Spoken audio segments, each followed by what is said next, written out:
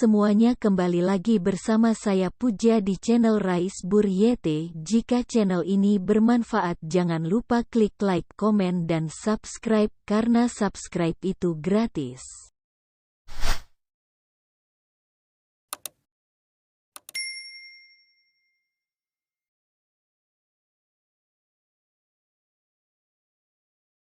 The old business gitu ya.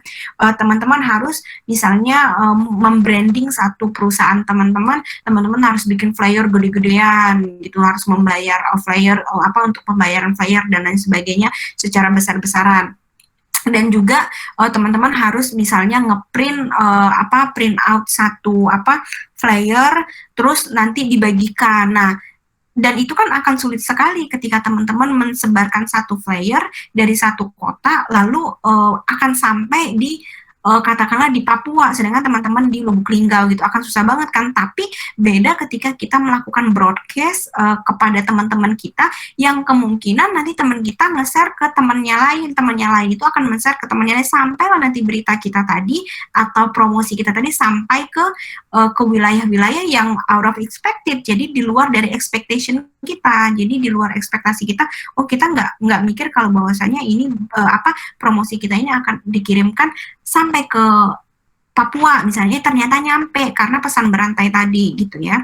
Nah, jadi di sini istilahnya itu dibilang marginal cost dari sending information itu are close to zero. Jadi mendekati zero, tapi namun Ibu bilang tadi tetap aja akan ada biaya kita untuk membayar internet itu sendiri gitu ya.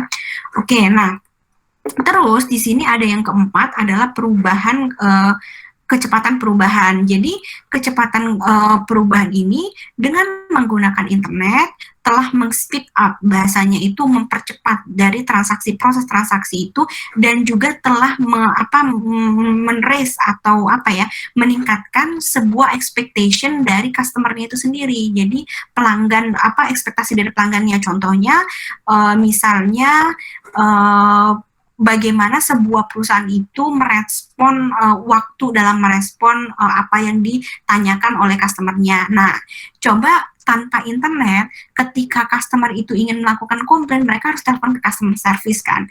Oh iya, ada yang bisa dibantu. Oh iya, saya mau klaim tentang pembelian saya dengan kode sekian dan sebagainya gitu. Nah, oh ya nanti ya kami hubungkan ke bagian untuk klaim dan sebagainya. Dan itu kan akan memakan waktu dan juga customer-nya dirugikan dengan membayar pulsa dalam menelpon gitu loh.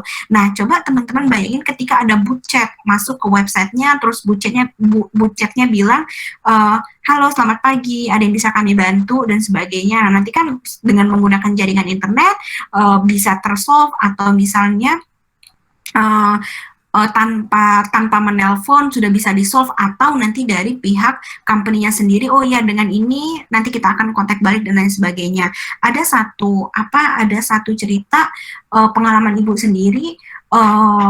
Ibu waktu itu pengen traveling selama pandemi ke luar Indonesia ya.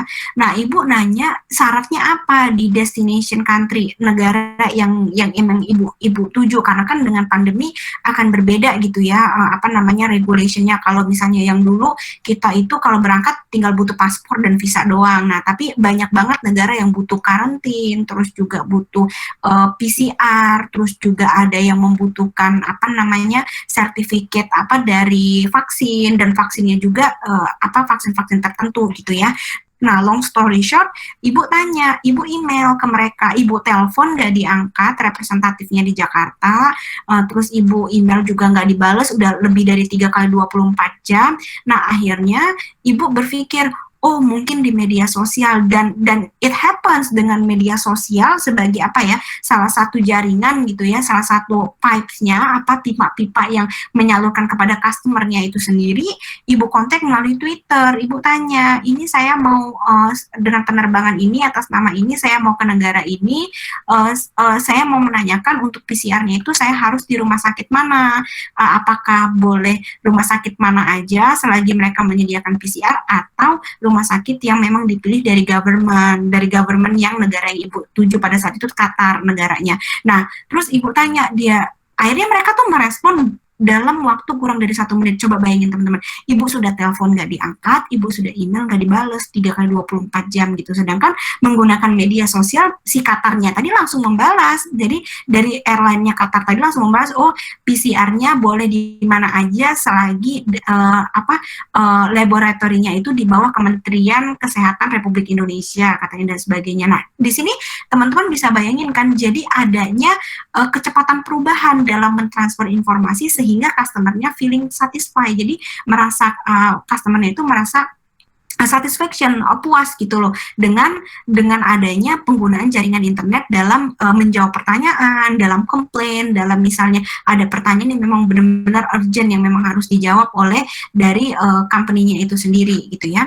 Nah, terus ada sebenarnya satu lagi namanya economic abundance. Jadi itu semakin banyaknya, semakin rich-nya, numpuknya sebuah ekonomi, sebuah informasi, sehingga information is a value. Jadi dibilang information is a value asset. Jadi informasi itu sendiri merupakan aset yang valuable. Makanya kalau teman-teman pernah dengar tuh Pak Presiden Jokowi pernah bilang bahwasanya data is the new oil. Jadi data itu adalah ibaratnya itu punya value kayak oil, kayak minyak gitu loh. Jadi istilahnya seberapa penting banget jadi data itu sendiri. Jadi revenue dari satu company, revenue itu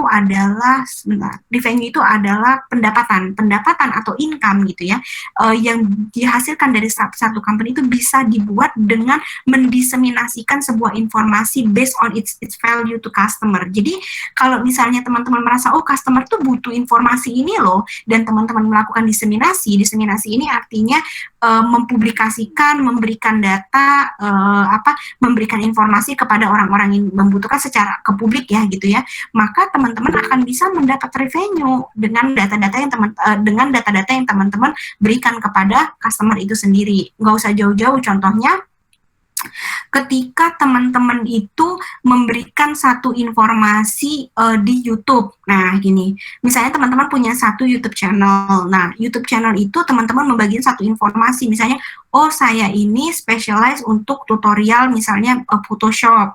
Oh, cara menghapus misalnya cara mengganti layar misalnya untuk pas foto dan lain sebagainya. Nah, teman-teman merasa marketnya banyak nih orang-orang yang butuh banget nih untuk mengganti misalnya pas foto mereka itu diganti background merah, putih, blue, black, whatever lah itu. Nah, nanti ketika teman-teman tahu bahwasannya banyak banget orang atau customer atau viewer dalam YouTube itu yang pengen banget nih untuk mengetahui ilmu itu, teman-teman bikin nih YouTube-nya karena teman-teman tahu ilmunya. You know the information, that's why you know the value gitu ya. Jadi ketika teman-teman itu udah upload di YouTube videonya, banyak nih yang membuka sehingga teman-teman dapat royalti kan dari situ. Nah, disitulah teman-teman bisa, itu yang diartikan revenue itu bisa di-create dengan melakukan diseminasi terhadap data atau information yang kita punyai gitu kepada customer gitu. Itu artinya ya.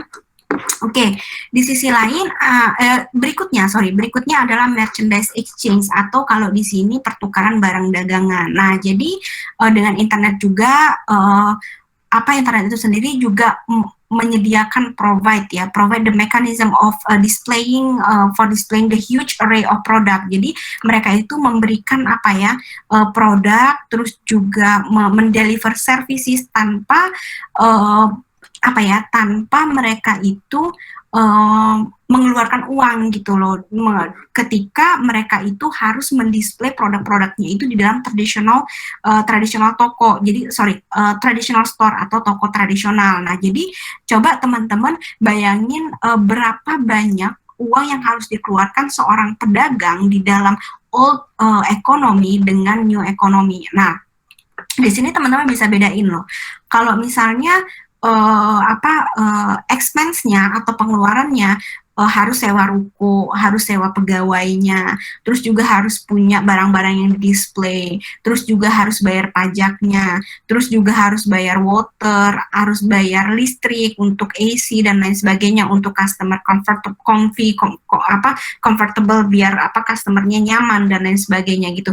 Tapi beda ketika teman-teman menggunakan jaringan internet itu sebagai salah satu fasilitas salah satu infrastruktur yang memfasilitasi teman-teman untuk berjualan gitu. Misalnya, oh ya mau jualan ini, oke kita akan shipping dan teman-teman hanya membutuhkan satu warehouse untuk meletakkan barang-barang tersebut gitu tanpa teman-teman harus membayar ruko, sewa ruko, terus juga harus membayar orang yang harus take care barangnya, menjaga barangnya, membersihkan tokonya, membayar isinya dan lain sebagainya gitu ya.